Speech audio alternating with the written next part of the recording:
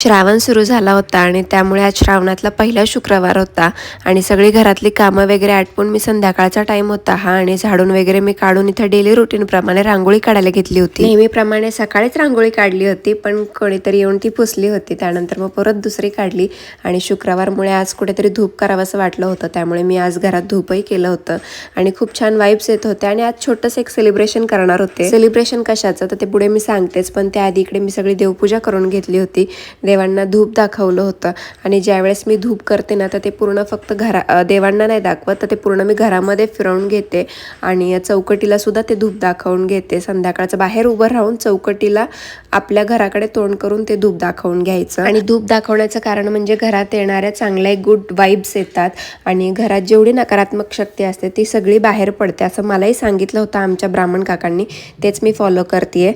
आणि त्यानंतर मग दारामध्ये मी दिवा लावून घेतला। बऱ्याच जणांनी विचारलं होतं दारामध्ये कुठल्या बाजूला दिवा लावते, तर घरात एंट्रन्स करायच्या उजव्या राईट हँडला म्हणजेच उजव्या बाजूला दिवा लावायचा।